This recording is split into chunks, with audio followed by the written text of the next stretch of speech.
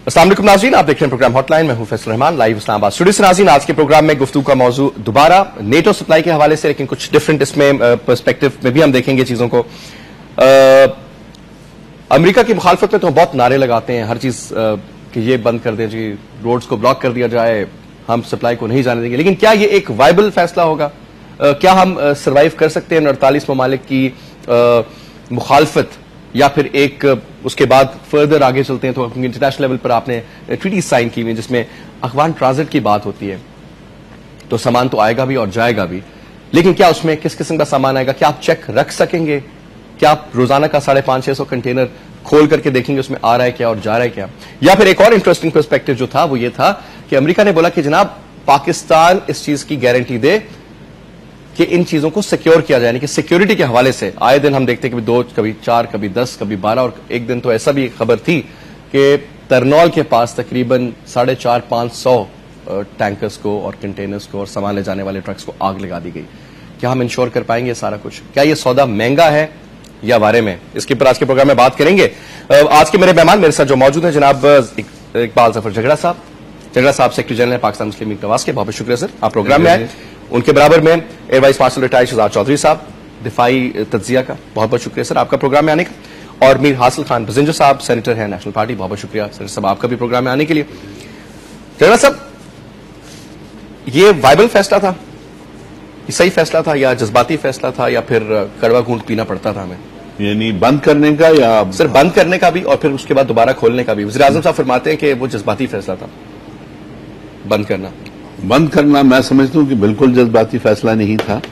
आपके साथ जो हुआ और आपके जिस तरीके से आपके फौजियों को मारा गया, उसके बाद अगर आप ये भी फैसला ना करते तो फिर आप दुनिया को क्या मुंह दिखाते कि आप अपने आप को क्लेम कैसे करते हैं कि we are independent and sovereign nation?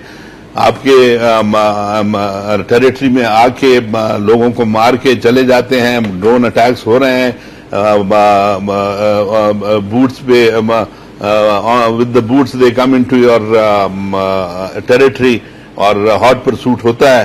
तो ये चीजें जो हैं ये हम देखते रहेंगे और वो करते रहेंगे, हम कुछ नहीं करेंगे। कोई इन्होंने माफी नहीं मांगी, कुछ भी नहीं हुआ, मतलब बैक टू स्क्वायर वन ना। अब जो खोलने वाली बात है, हम तो ये इस चीज पे we are not on board with that.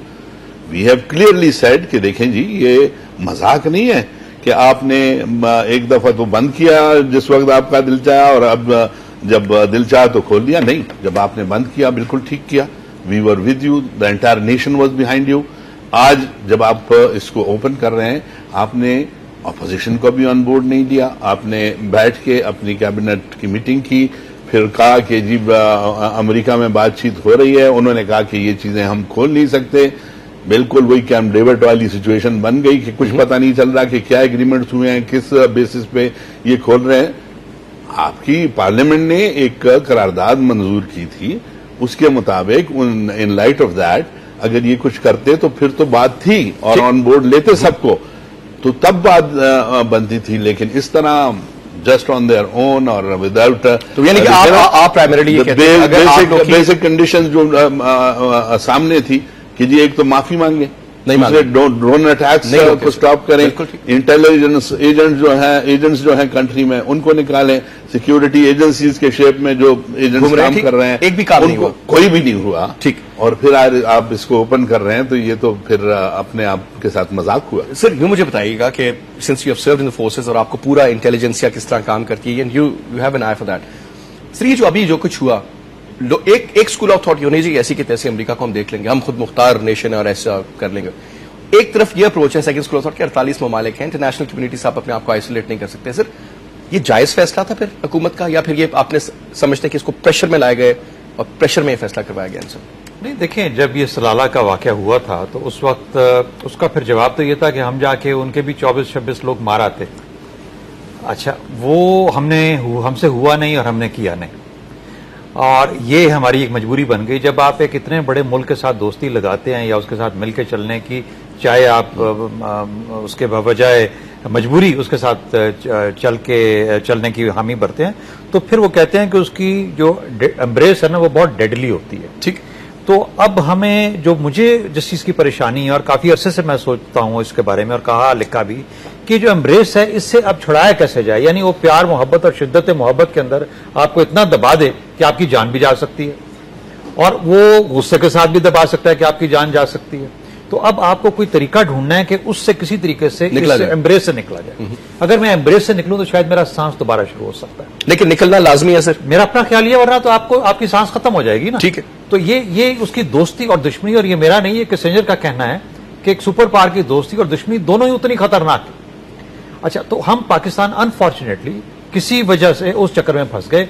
मुझे जो ज्यादा फिक्र उस चीज का होता है कि आज हम जहां खड़े हैं यहां से कैसे निकलेंगे। देखिए, सियासी तौर के ऊपर मैं समझता हूं कि हुकूमत ने अपने लिए मुश्किल खड़ी कर ली है ये फैसला करके। अच्छा, और सियासी तौर पे ये फैसला और भी मुश्किल हो गया जब आपने पार्लियामेंट से करारदाद ले ली जो कि आपको बता रही है कि आप ये करेंगे। और ये चूंकि दोनों सियासतदान और बड़े मंजे हुए सियासतदान हैं और इनकी पार्टीज और मजबूत हैं और ये लोग सियासत करेंगे, तो ये हुकूमत मुसीबत में रहेगी उस सियासत की वजह से। लेकिन हकीकत यह है कि पाकिस्तान को कोई ना कोई रास्ता सांस लेने का निकलना चाहिए था। इन हालात की ये अपॉर्चुनिटी थी जो कि मिस करके हम लोग, मेरा ख्याल है बहुत बुरे तरीके से हमने मिस की। मैं आपको ये बताऊं कि देखिए, आपने जब पहले 2 हफ्ते बंद की थी उनके सप्लाईज, उनका ख्याल नहीं था कि शायद आप करेंगे। जब पहली मरतबा हुआ तो वो आपने बंद कर दी सप्लाईज, उन्होंने फौरन आके मामला आपके साथ सुलझाए और आपने कहा कुछ बातें तय हुई और उसके बाद आपने दोबारा चला। ठीक। अब जब उन्होंने, और आपने 2-3 महीने इस दफा रोके रखा, जनवरी के एंड तक वो तकरीबन इस चीज को मान गए थे कि ये वाकई हिलने वाले नहीं है जो उन्होंने कह दिया पाकिस्तानी। और ये देखिए 26 नवंबर का हो रहा है, दिसंबर, जनवरी, फरवरी, मार्च, अप्रैल, मैं फरवरी की बात कर रहा हूं। फरवरी के अंदर दे वर रेडी, अपोलोजाइज करने के लिए भी तैयार थे। अच्छा, अब आपके लिए एक बड़ा अच्छा रिस्पेक्टेबल तरीका था to get out of this situation, लेकिन उस वक्त हमने कहा नहीं जी, हम अपनी प्रोसेस को मुकम्मल देखिए, आपका जब हाथ आपका अच्छा चल रहा होता है ना तो आप कई दफा ओवर प्ले कर जाते हैं। ठीक, आपको कम से कम एक अच्छे खिलाड़ी की तरह यह पता होना चाहिए कि मेरी वक़्त क्या है, मेरी कैपेसिटी क्या है और मैंने कहां तक हाथ खेलना है, और फिर यहां पे जाके बात को अपने किसी ना किसी तरीके से सुलझा देना है। ठीक, ओवर प्ले करेंगे, एग्जैजरेट करेंगे तो फिर आप फंस जाएंगे और फिर वहां पे ना पॉइंट ऑफ डिमिनिशिंग रिटर्न। ठीक, फिर स्लाइड पे चले जाओगे और फिर कुछ नहीं, और आपको बुरे लगना शुरू हो जाओगे और कहेंगे कि हाँ, मजबूरी के तहत आपको। ठीक सर, आप एग्री करते हैं शहजाद साहब से कि ये टाइम था, अपॉर्चुनिटी थी जो मिस आउट कर गए हम लोग? सर, मैं क्योंकि इवेंचुअली तो अमेरिका के स्कैंडल से तो आपने निकलना है सर। किसी भी प्लेटफॉर्म पे आप बात करें, लोग ये कहते हैं कि we have to get out of this, मैं तो सूनर और लेटर।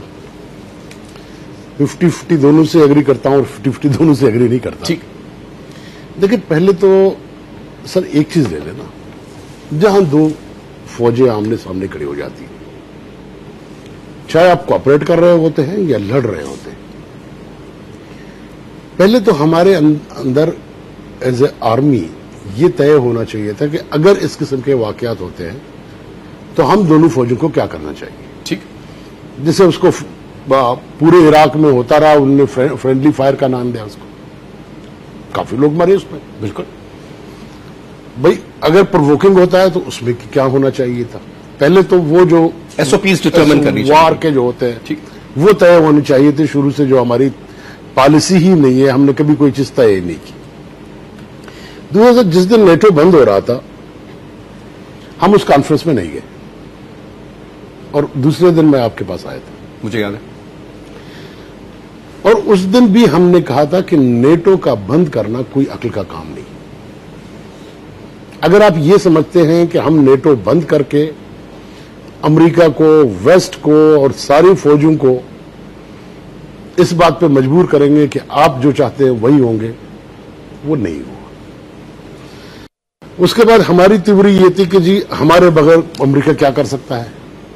हमारे जितने लोगों से मेरी जो डिस्कशन थी, उन्होंने हमारे पूछे बगैर बोन कॉन्फ्रेंस किया, आप नहीं गए, एक आदमी भी आपकी सपोर्ट में वहां नहीं खड़ा था। आपका चीन ने भी वहां पे आपका ब्रदर मुल्क, मुझे बाबा ने उस दिन भी कहा था, याद है बिल्कुल, कि आपका ब्रदर मुल्क चीन भी सबसे ज्यादा एक्टिव था वहां पे। ठीक है, आप नहीं गए, दे डिडंट केयर। उन्होंने आके अफगानिस्तान के साथ स्ट्रेटेजिक डील कर ली, अगले 10 साल तक का वो क्या साइन किया, उनने आपसे पूछा भी नहीं, जबकि हम कह रहे हैं कि हमारे बगैर वो कुछ नहीं कर सकते। देखिए, एक बात है, ये नेटो सप्लाई, पहली तो ये है कि उस दिन सबसे बड़ी गलती थी हमारी, हमने नेटो सप्लाई जाके पार्लियामेंट के गले में डाल दी। भाई, ये आपके इंतजामी अमूर है, नेटो सप्लाई बंद करना या नेटो सप्लाई खोलना। वो आपने जाके पार्लियामेंट के गले डाल दी। अब 300 आदमी से कहकर एक बात पे बढ़ो। दूसरी बात यह है कि जिस दिन आपने नेटो सप्लाई खोली, अभी मैं एक प्रोग्राम से सर, इजाजत है मैं एक शॉर्ट ब्रेक ले लेता हूं। ब्रेक से वापस आता हूं, आपसे बात दोबारा शुरू करेंगे। एक ब्रेक लेते हैं।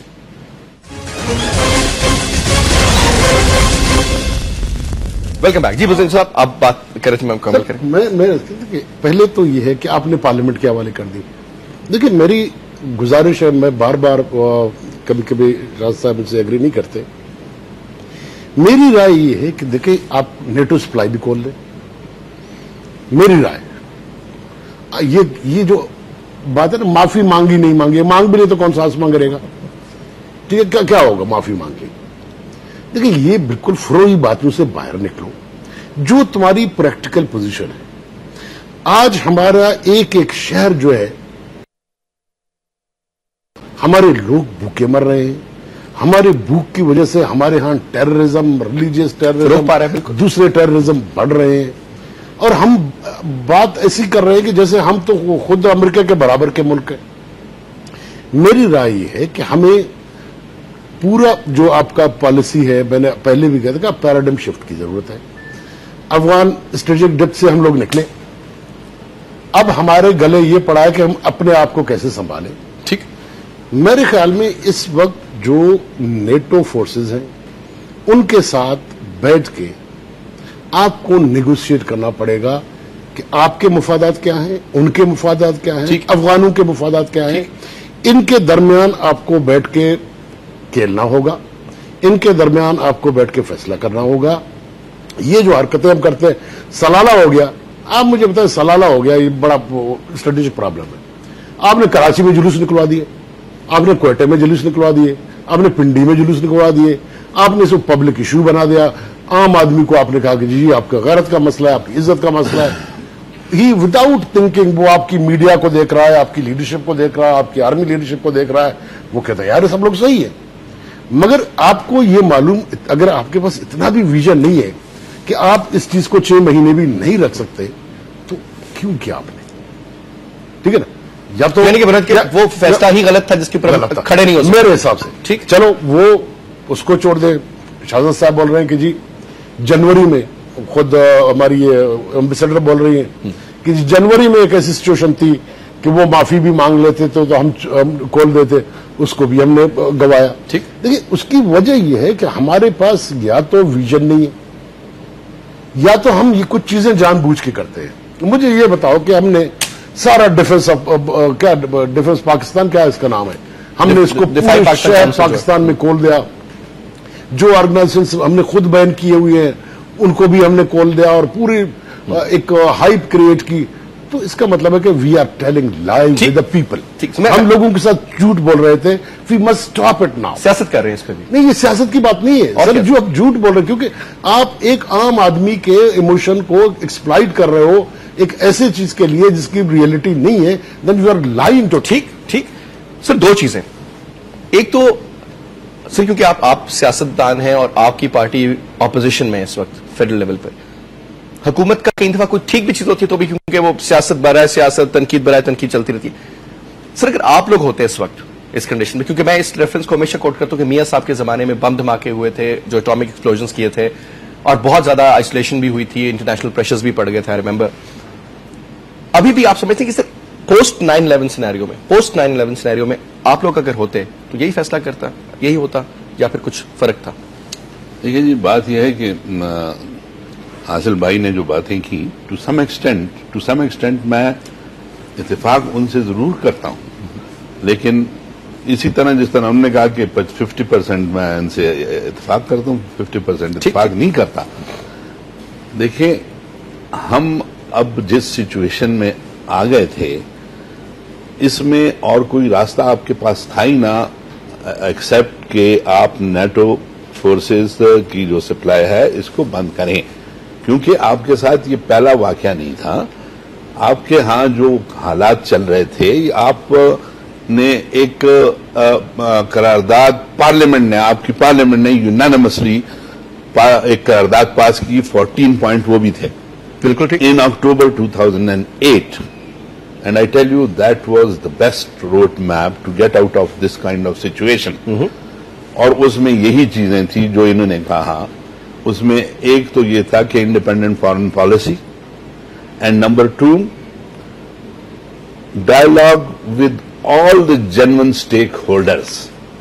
अब dialogue with all the genuine stake holders पे इस वक्त सवाल भी हुआ था कि ये इससे क्या मुराद है आप? बिल्कुल, मैं आपसे ये पूछना चाहता हूं। तो मैंने कहा कि जी इससे मुराद ये है कि आप जो डायलॉग की बात कर रहे हैं कि ये वॉर ऑन टेरर जो है डायलॉग विद तालिबान या अलकायदा के साथ डायलॉग करके खत्म हो जाएगी, ये नहीं होगी। जेन्युइन स्टेक होल्डर्स में फिर ये अमेरिका भी आ जाता है, नेटो भी आ जाता है, सबको बिठाएं। You have to start with them. जिस तरह इन्होंने कहा कि अब अगर आपने कहा ना नेटो के साथ बैठ के देखें उनके क्या स्टेक्स हैं, हमारे क्या स्टेक्स हैं, हमारा क्या नुकसान हो रहा है, उनका क्या नुकसान हो रहा है, उस बेसिस पे आप बात करें, जरूर करें, ठीक है। लेकिन फॉर द टाइम बीइंग जो आपके साथ उन्होंने किया उसके लिए अगर आप ये कदम नहीं उठाते तो आप दुनिया में, मैं समझता हूं कि सर उठाने के काबिल ना रहते। आपने जो कदम उठाया मैं समझता हूं उस वक्त का तकाजा था, वो उस वक्त का तकाजा था, उसके बगैर there was no way out actually. क्योंकि आपने पास्ट में अगर आप उस वक्त 2008 में उस करारदाद को अपना लेते, उस पे आप अमल कर देते, उस 14 नकात को आप उठाएं, वो वक्त गुजर गया ना, अब हालात भी तब्दील हो गए। अब तो हालात तब्दील हुए हैं नहीं, तो उसकी वजह से फिर जो ये हालात आए हैं उसमें आपके पास इसके अलावा और कोई रास्ता नहीं था। लेकिन अब खोलने के लिए भी जिस तरीके से आप कर रहे हैं इस पे भी बड़ा सोच समझ के कदम उठाना पड़ेगा। सर शाह साहब, ये मुझे बताएं कि इंटरनेशनल प्रेशर्स की जब हम बात करते हैं कि जी बैरूनी दबाव, फॉरेन मिनिस्टर का भी स्टेटमेंट आया कि जी हम 48 ममालिक की नाराजगी नहीं अफोर्ड कर सकते और आइसोलेट नहीं कर सकते पाकिस्तान को, सारी बातें। प्राइम मिनिस्टर ने भी सेकंड किया उसी चीज को और वही बात लग रहा था कि होने वाला है, जो चंद दिनों में अनाउंसमेंट भी हो जाएगी। सर इंटरनेशनल प्रेशर तो तब भी आए थे जब आपने बम धमाके की, आपको रोका गया था। लेकिन सर आपने मुझे छोड़ा नहीं जी कि जी उस वक्त भी ये प्रेशर थे, उस वक्त हम पे पाबंदियां भी लग गई थी। लेकिन सर बात हुई थी ना पोस्ट 9/11 और उस वक्त में शायद कोई फर्क, थोड़ा सा चाहूंगा सर, एक तो पोस्ट 9/11 का और वो बताइए कि हालात में कितना फर्क था और सिचुएशन कितनी फर्क थी सर। इंटरनेशनल प्रेशर तो तब भी थे, अमेंडमेंट्स तब भी थी। हाँ देखिए, पहली बात तो यह है कि ये जो जब हमने पहला जो फैसला किया सलाला के बाद, मैं सलाला की पहले बात कर लूं, ये छोटी सी इसका ब्रीफ करके प्रश्न ठीक ठीक। उस वक्त हमने ये फैसला किया गुस्से की बिना पर, हमें गुस्सा था, रिटेलिएशन थी हमारी, गुस्सा था ना कि हमारे लोगों के साथ ये जुल्म हुआ और गुस्से की वजह से। अब गुस्से की अगर आप उसको अगर टेंजिबल शक्ल दे सकते ठीक है, तो आप उसी तरीके से अटैक जाके मारते और उनके उतने लोग मार देते। हमारे अंदर वो ताकत और कुव्वत नहीं थी, हमने इतना गुस्सा दिखाया, हमने कहा आपकी। अच्छा, अब क्या मकसद था ये सप्लाईज बंद करने का? क्या इससे अमेरिका के पांव जमीन पे लग जाते, उसका माथा जमीन पे टिक जाता, अमेरिका वहां से हार जाता? उसने नहीं, उसने और तरीका निकाल लिया। उसके बाद भी ड्रोन हमले भी जारी रखे हैं, उसने अपनी जंग भी जारी रखी है, नजर नहीं आया, उसने बॉम्ब भी किया। अगर हम ना भी जाएं तो शिकागो भी हो जाएगा, दुनिया उसी तरीके से चलती रहेगी, अफगान एंड गेम भी उसी तरीके से अपनी जगह पे पहुंचती रहेगी। हमने कहा पाकिस्तान का वो मकाम है कि पाकिस्तान जब तक शामिल नहीं होगा उस वक्त तक कुछ नहीं हो सकता, वो सब कुछ होता जा रहा है, दुनिया अपने तौर पर रवां दवा है।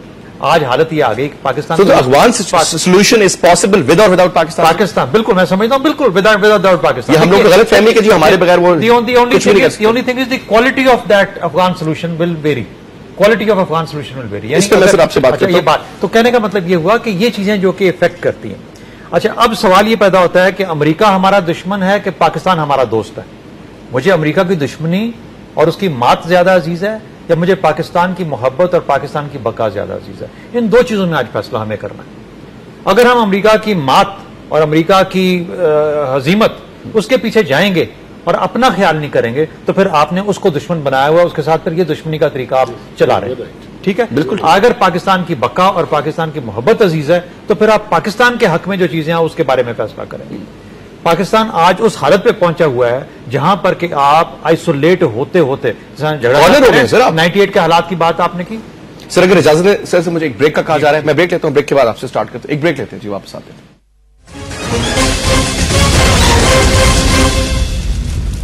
वेलकम बैक जी। सर आपसे बात हो रही थी स्टेक्स की, आपने सलाला के हवाले से बताया था और फिर पोस्ट सलाला, पोस्ट 9/11 जो हम सिनेरियो को डिफरेंशिएट कर रहे थे। 98 का जो था ना, 98 के जो हमारे बॉम्ब एक्सप्लोजन हुए थे उसके बाद बेशक एक बड़ा मुश्किल फैसला था, उस वक्त हुकूमत ने यह फैसला किया। उसके बाद आप ये देखें कि अगले 3 साल में आपके जो रिजर्व्स थे वो कम होके 300 मिलियन यूएस डॉलर के ऊपर आ गए थे। एक स्टेट थी इंडिपेंडेंट पाकिस्तान की जिसके के रिजर्व्स जो भी 3-4 बिलियन थे वहां से ड्रॉप होके, यानी इस तरीके से आपका जो बैलेंस ऑफ पेमेंट का मामला था इस तरीके से साफ हुआ कि 300 मिलियन पे आ गए और आप एक बैंकरप्ट होने की सूरत में ऑलमोस्ट बैंकरप्ट हो चुके हुए। अच्छा, वो तो फिर आपके बाद ये हो गया, 9/11 हो गया तो सडनली उनको जरूरत पड़ी और फिर से पैसा आया और फिर आपने अपनी जो रिजर्व थे उसको बिल्डअप किया। कहने का मतलब ये हुआ कि ये फैसले छोटे मुल्कों के लिए मुश्किल फैसले होते हैं हमेशा। आपको या तो बहैसियत कौम मिलके ये फैसला करना होता है कि हम मार खाने आ रहे हैं। अब जब 9/11 हुआ तो उसके बाद हमने एक और चालाकी खेलने की कोशिश की। हम हमेशा अपने आप को ओवर प्ले करते हैं, ओवर एक्सटेंड करते हैं। हम समझते हैं हम हर महाज के ऊपर चालाकी के साथ वो हर एक को पागल बना सकते हैं। और वो बड़ा मशहूर मकूला है कि you can not fool all the people all the time. तो भाई आप कहीं पकड़े जाओगे और जब पकड़े जाओगे तो बहुत बुरे तरीके से पकड़े जाओगे। जरूरत किस अमर की है कि आप अपनी इस्तेदाद के अंदर वापस आ जाइए, ठीक, और जहां पे आज बैठे हैं अपने आप को समेटिए, समेट के इस्तेदाद में वापस आके रीबिल्ड कीजिए। अभी हम बात कर रहे थे कि रीथिंक और रिक्रिएट करने की जरूरत है पाकिस्तान को। मेरी तालीम अगर अच्छी होगी मेरे लोगों को खाना सही मिलेगा इज्जत के साथ, और बेशक बहुत अमीर ना हो, मेरे लोगों को कानून उनकी इज्जत करेगा और वो कानून की इज्जत करेंगे तो फिर इस मुल्क की इज्जत होगी, फिर इसकी रेलेवेंस बढ़ेगी। हमारी क्या रेलेवेंस है दुनिया के अंदर? दुनिया क्यों हमसे तल्लक रखना चाहती है? आपको हमें इस चीज का अंदाजा है कि जी एक दिन के पास न्यूक्लियर बॉम्ब हैं और दूसरे दहशतगर्द हैं जिनके हाथ में nuclear versatile combination, negative connotations. आपकी पॉजिटिव क्या है? वो कहें जी इस मुल्क के साइंसदान इस तरह के पैदा होते हैं कि यार दुनिया में इनकी मांग है, ऐसे ऐसे लोग पैदा होते हैं यहाँ पे, इस किस्म के थिंकर्स हैं, इस किस्म के फिलोसफर्स। अनफॉर्चुनेटली वो हालत नहीं है। Where do we lack then? Is it the leadership? Who is supposed to give us the vision? Simply because too many people have been thinking that they are too smart with the world. Too many people have been playing this game. अगर अभी भी हम अपना सबक नहीं सीखेंगे और जैसा मैंने कहा सिमट जाइए, अपनी इस्तेदाद में वापस आ जाइए, ये सोच लें कि बिल्कुल at the bottom of the pit हैं, यहां से ईंट ईंट करके दोबारा उसको बनाना है। अगर मेरे ये भाई और मेरे बुजुर्ग दोनों अगर किसी तरीके से ये इस तरह का ये काम करना शुरू कर दें तो ये मुल्क इंशाल्लाह बनेगा। जो फैसला होगा, वजीर साहब आप एक नेशनलिस्ट पार्टी की अप्रोच है आप लोगों की, सर क्या मौजूदा सियासतदानों में और फिर आगे आप उन्हीं की आगे नस्लें निकल रही हैं जो आप देख रहे हैं, वही स्टेट ऑफ माइंड है, वही थिंकिंग है। मुझे तो जाती तौर पे सर कोई स्टेट्समैन नजर नहीं आता।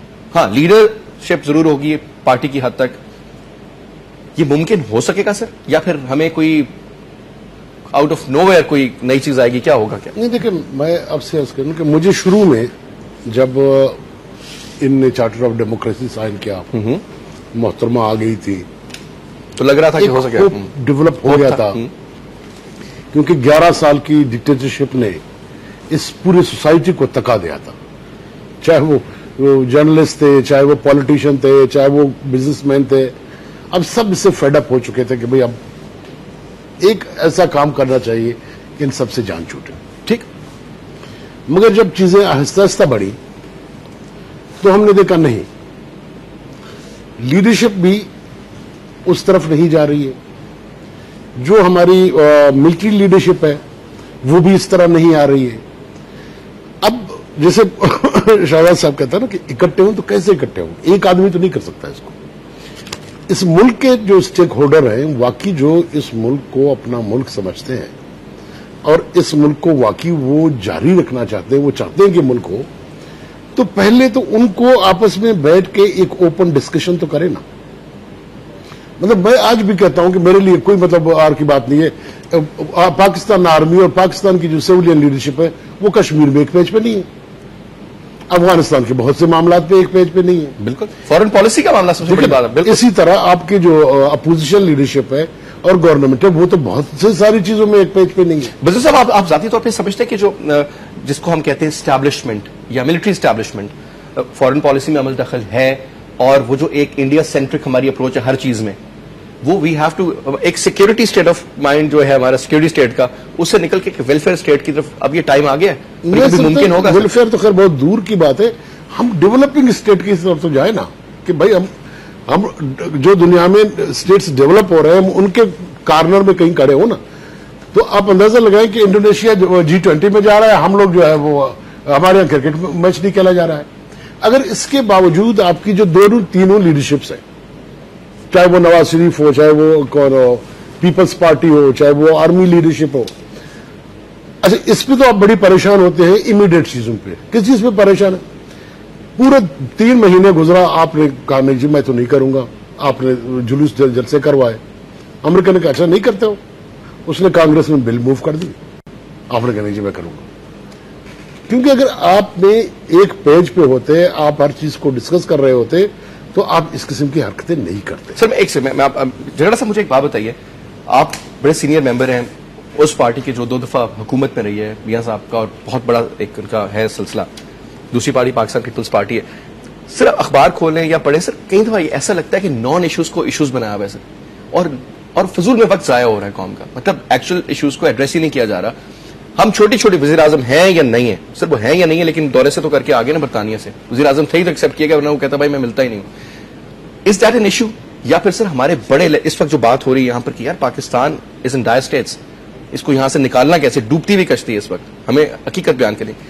इस तरह की सर कोई डिस्कशंस नहीं होती, कोई बयान नहीं होता, कोई जलसे में एक दूसरे को गालियां दे रहे होते हैं। आई थिंक गाली is a wrong word, but बुरा भला कह रहे होते हैं, रादर देन कि कोई बड़ी विजन वाली बात हो। ऐसा कभी होगा सर, या हम इसी तरह गुजर जाएंगे? देखिए, ये जो आपने वजीर आजम वाली बात की, इसको मैं समझता हूं कि नॉन इशू नहीं कहा जा सकता, क्योंकि ये यहां से स्टार्ट नहीं हुई। ये कहां से ये इशू स्टार्ट हुआ? इसको एक सेपरेट चैप्टर, लेकिन मैं बता रहा हूं किस तरह से आम आदमी, ना ये तो गिलानी साहब हो या मियां साहब हो, सिर्फ फर्क नहीं पड़ता जब पाकिस्तान के फैसले सही डायरेक्शन में ना हो। देखिए ना जी, अगर आपके कंट्री में जो रूलिंग चीफ एग्जीक्यूटिव है उसके खिलाफ एक फैसला आता है और he is declared and he is convicted and he is sentenced and he still continues to be the prime minister, how can you accept that and keep quiet कि जी बस ठीक है, ये जिस तरह है इसको चलने दें? क्योंकि ये इसका बैकग्राउंड क्या है? इसका बैकग्राउंड शुरू होता है एनआरओ से, जिसके खिलाफ हमने एक आवाज उठाई थी। एक बिल आया था पार्लियामेंट में और उस पर पीएमएलएन ने स्टैंड लिया था कि ये एनआरओ जो है, ये जो इसकी लेजिस्लेशन हो रही है, यू कांट डू इट। साहब मुझे एक ब्रेक का कहा जा रहा है, एक टाइम चेक ब्रेक है, ब्रेक लेता हूं, मैं आपसे दोबारा स्टार्ट करूंगा। एक ब्रेक लेते हैं जी, वापस आते हैं।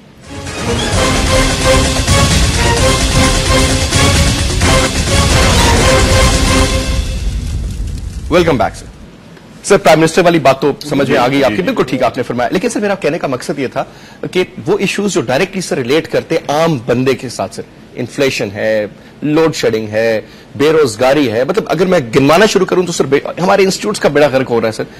Don't you think? और sir then a vision. Once I met the planning commission के डिप्टी चेयरमैन थे और मैंने उनसे, कोई 7-8 साल पुरानी बात है, मैंने एक सवाल उनसे किया। मैंने कहा सर 2020 में आप पाकिस्तान कैसा देखते हैं? वो कहते हैं समवॉट लाइक मलेशिया। सर 8 साल रह गए हैं, 7.5 साल। मुझे तो सर अब अगली अनफॉर्चुनेटली कहना यह पड़ता है कि हम सर वो जो बिल्कुल ही गिरी हुई और खस्ता हाल कौमें थी, मुल्क थे अफ्रीका के, अब सर हम उनसे भी, वो भी हमसे बहुत बेहतर है, इसमें कोई शक नहीं है। तो सर ये हम किस डायरेक्शन में सर जा रहे हैं? ये रडरलेस प्लेन है सर, किधर जाएगा ये? सर ये बात तो यही है ना जी, मैं तो आपसे इस पे एग्री करता हूं कि अनफॉर्चुनेटली आप कहते हैं ना जी कि जो इश्यूज थे, इन्फ्लेशन है, कॉमन मैन के इश्यूज हैं, इकोनॉमी को देख लें, इस पे आप कुछ नहीं कह रहे। क्यों नहीं कह रहे? हमने 10 पॉइंट बना के दिए थे, उनमें कौन से ऐसा इशू था जिसकी बात आप कर रहे हैं? And it was not there, but the ruling party just took it and they were never serious to implement. Workable solutions थे सर वो 10 पॉइंट्स। वर्केबल सॉल्यूशन जी, आपको हम कहते हैं करप्शन खत्म करें, नहीं खत्म कर सकते। अगर नियत हो सर बिलो तो क्यों नहीं हो सकता? So these were the type of issues that we gave them कि भाई ये अगर आप करेंगे तो आप इस सिचुएशन से तब निकलेंगे।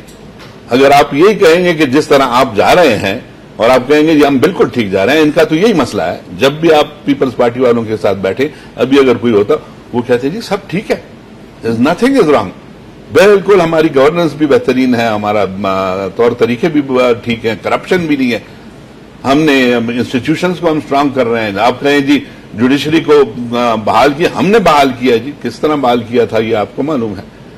ये चीजें एडमिट ही नहीं करते वो, that is the worst part of it. ठीक कि उनको बिल्कुल एहसास ही नहीं है, जब तक एहसास उनको नहीं होगा ये चीज ठीक नहीं होगी। इसीलिए we came to a stage, हमने ये जो 4 साल उनको दिए, ये किस लिए दिए कि इस मुल्क में जमहूरी निजाम का तसलसल किसी तरीके से कायम हो, हम पे फ्रेंडली अपोजिशन का इल्जाम लगा, लेकिन मियां नवाज शरीफ सर कि नहीं, डोंट वरी, इस पे जज्बाती नहीं होना चाहिए हमें कि जी वो हो फ्रेंडली अपोजिशन हो गए तो ये क्या होगा इलेक्शन में, जाने दे इलेक्शंस को, ये इस वक्त मुल्क और कौम को बचाने की बात है, हमें जज्बाती नहीं होना चाहिए। अभी सर, हम जहां भी क्या सिचुएशन है सर अभी इस 2012 में वक्त भी मियां नवाज शरीफ का यही है कि सियासत भी होती रहेगी, इंतखाबात भी होते रहेंगे। इस वक्त जो द ओनली क्वेश्चन इज इस मुल्क को हम कैसे बचाएं, इस बौरानी कैफियत से कैसे इसको निकालें। तो सर इस पे तो तमाम, मैं कहता हूँ इस पे एक कॉल करनी चाहिए, तमाम पार्लियामेंटेरियंस को बैठना चाहिए और जोड़ के बैठे ये तो हाई टाइम। लेकिन बिठाने के बाद जो हुआ है उस पर फिर अमल नहीं होता। ये तो प्रॉब्लम है ना सर, 2 दफा आपके जो रेजोल्यूशंस पड़े हुए हैं उन पे अमल तो हो ना। ठीक ठीक। सर मुझे ये बताइए, सर मैं एक क्वेश्चन भी आपके साथ ही कर लेता हूं, आप दूसरी बात भी कीजिएगा सर कि अमेरिका का जो एक अब आम आदमी से बात करूं, कहते हैं इंडिया नहीं अमेरिका हमारा दुश्मन है, ये बड़ी एक आम राय है, चाहे वो अनपढ़ है चाहे वो एजुकेटेड तो और सेंस में आपको समझाएगा, आम आदमी कहता है सारा दुश्मन है पंजाबी में। तो एक तो बात ये क्लियर होगी सर कि हमने हमारी डिपेंडेंसी जो यूएसए पे है एक सुपर पावर के ऊपर है, वो हमने कम करनी है। इसका वर्केबल सोल्यूशन क्या sir, what should be the immediate steps? नहीं देखिए, इस अंदर खुद एतमादी होगी एज अ कॉम और आपकी डिपेंडेंस कम होगी, तो ये दोनों चीजें जब आप कम करेंगे तो फिर इंडिपेंडेंट हो। इंडिपेंडेंट का मतलब है आजादी, इंडिपेंडेंस, और डिपेंडेंस होती है जो कि उसकी जिद है इंडिपेंडेंस की। तो जब आपकी डिपेंडेंस है तो आप इंडिपेंडेंट नहीं है। सबसे पहले तो यही मानने की बात है कि हम इंडिपेंडेंट नहीं है, हम डिपेंडेंट कौम है, जहां पे हमें पैसा बाहर से मिलना है, बजट नहीं बन सकता सर, बजट नहीं बन सकता, हमें हर तरफ बाहर देखना है, कोई एफडीआई आएगी फॉरेन डायरेक्ट इन्वेस्टमेंट, उससे हमारे मुल्क की कोई मईशत को सहारा मिलेगा। तो ये मसाइल, ये हमारी डिपेंडेंसीज है ना बहुत ज्यादा। अच्छा, अगर आप बहुत ज्यादा, दूसरी चीज ये है आज की दुनिया के अंदर मुकम्मल आजादी का भी कोई कॉन्सेप्ट नहीं है, मुकम्मल आजादी मुमकिन ही नहीं है। अमेरिका और चीन दुश्मन होने के बावजूद एक दूसरे पर डिपेंडेंट है, चीन और भारत एक दूसरे के दुश्मन होने के बावजूद एक दूसरे पर डिपेंडेंट है, मुकम्मल तौर पे कोई आजाद नहीं है। तो इसलिए ये कॉन्सेप्ट आजादी का, जिस लेवल पे हम तो आजादी को हम तस्वर में सोचते हैं नोशन के तौर पे, वो मेरे ख्याल में आजकल की इंटरडिपेंडेंट दुनिया में दैट इज नॉट पॉसिबल। मैं वापस जरा झगड़ा साहब के वाले वो जो आपने सवाल पूछा, बड़ा इंटरेस्टिंग सवाल है। इमरान खान या नवाज शरीफ साहब की जो आजकल अगर स्पीच हो टीवी पे जो आती है, उसको ज्यादा लोग देखेंगे बैठ के, जो व्यूअर्स आपके हैं या आपके टॉक शोज को ज्यादा देखते हैं। ये एक बड़ी इंटरेस्टिंग स्टडी होगी। मेरा अपना शक मुझे पड़ता है कि आजकल नवाज शरीफ साहब की स्पीचेस अगर टीवी पे आ रही हो, या इमरान खान की शुरू में कुछ लोग देखते थे इस शौक में कि नई चीज क्या कहता है, इसके पास क्या हल है। यकीन रखें कि आज वो अगर स्पीच चल रही होती है तो आज निकल के अगले चैनल पे चले जाते हैं। अगर जहां 3-4 लोग बैठे हो तो कहते हैं चलो ये तमाशा देख लो, बजाय इसके ऊपर वक्त जाया नहीं करते लोग। मतलब क्या हुआ, सियासत बदलने का वक्त आ चुका हुआ है। इनके साथ मसला क्या हुआ, इनके साथ मसला ये हुआ कि 9-10 साल का जो गैप था, ये नहीं रियलाइज किया कि ये जो लोग हैं यहाँ पे वो किस लेवल पे पहुंच चुके हैं मीडिया की वजह से, अवेयरनेस की वजह से। अच्छा, इस वजह से डिस्कनेक्ट है। अच्छा, फिर जरदारी साहब ने इनको किया और 90 की दिहाई के अंदर। जरदारी साहब एक स्मार्ट प्लेयर जरूर हैं, लेकिन अनफॉर्चुनेटली सियासत उनकी अभी भी पिछली है। इसी वजह से 2 चीजों पर आप मार खा गए, इंटरनेशनल रिलेशन में मार खा गए, आपने अंडरस्टैंडिंग सही नहीं की, आपको समझ नहीं आई करना क्या, और दूसरा इकोनॉमिक्स के अंदर, अपनी मईशत के अंदर मार खा गए। अब उन्होंने अटेंशन ही पे नहीं की वहां पे। अच्छा, आज की दोनों जो चीजें हैं इस चीज पर डिपेंडेंट है कि आपके ताल्लुकात बाहर कैसे हैं और आपकी मईशत कैसे चल रही है। तो मेरा अपना ख्याल ये है कि जितना जल्दी ये पीपल्स पार्टी की करंट लीडरशिप से हट के इंडिपेंडेंटली सोचेंगे आज के माहौल के मुताबिक, और इमरान खान और ये मिलकर कोई फैसले लेके आएंगे, तो लोगों का इंटरेस्ट सियासत में वापस आएगा। वरना ये एक इंटरिम सिचुएशन है और हम इससे फर्दर स्लाइड पे जाएंगे सियासी तौर पर। साहब आप क्या कहेंगे? सर, मेरी एक राय है कि एक स्टडी है, पिल्डेट ने बुलाया था जो जर्मन्स की सिविल मल्टी रिलेशन, पता नहीं उस डिस्कशन में मैं था, मैंने बाद में डॉक्यूमेंट्स मंगाए पढ़े। उन्होंने कहा जब हमें सेकेंड वर्ल्ड वॉर में डिफीट हो गई तो हमारी लीडरशिप के सामने आया कि अब क्या करें। तो हमने एक डिसीजन ले ली कि भाई जो हमें जो कहता है कहे, गाली देता है, बुरा कहता है, जो जिसकी कहना है कहे, ठीक, जो पाबंदी हम पे लगाता है हम एक्सेप्ट करेंगे क्योंकि पूरी दुनिया से हम नहीं लड़ सकते। But we have decided to build the Germany. हमें कोई कुछ भी कहे, अच्छी बात कहे, हमारी साउंडनिटी के वायलेशन की बात करे, कुछ भी करे, दैट्स एक्सेप्टेबल टू अस, मगर हमें जर्मनी को बनाना है। We will build the Germany. हमने दुनिया जहान के पाबंदियां अपने ऊपर बर्दाश्त की, हमें ह्यूमिलेट किया गया, हमने वो सब कुछ बर्दाश्त किया, but we have build the Germany. आज कोई आंख उठा के हमारी तरफ नहीं देख सकता। इफ अगर आपकी लीडरशिप में ये सलाहियत है, ये आप कर सकते हैं, यू कैन सर्वाइव। अगर इसी तरह फरोई और छोटे छोटे बातों पे जुलूस निकलवा के, अब हमने कराची में जुलूस निकलवा के अमेरिका को डराएंगे या पिंडी में जुलूस निकाल के अमेरिका को डराएंगे, तो हम इसी में खर्च हो जाएंगे। प्रैक्टिकल मेरी राय नहीं होगी। बिल्कुल प्रैक्टिकल अप्रोच। बहुत बहुत शुक्रिया प्रेसिडेंट साहब आपका, शहजाद चौधरी साहब बहुत बहुत शुक्रिया आपका, शहजाद साहब बहुत शुक्रिया प्रोग्राम में आए। कल 8 o'clock मुलाकात होगी जी, और आपने आज की गुफ्तगू सुनी, और बुनियादी तौर पर ये कि पहले we have to set our own house in order, सबसे पहली बात यह है, और उसके बाद एक इंडिपेंडेंट और सॉवरेन स्टेट बने, एक नेशन के तकाजे पूरे करें, फिर फैसले खुद ही ठीक हो जाते हैं। जब तक हम डिपेंडेंट रहेंगे और तो फिर हम बैठ के सिर्फ बातों की हद तक तो अमेरिका को हम शिकस्त दे देते हैं, लेकिन ऐसा मुमकिन प्रैक्टिकली नहीं है। Anyway, I will see you tomorrow 8 o'clock। खुदा हाफिज़।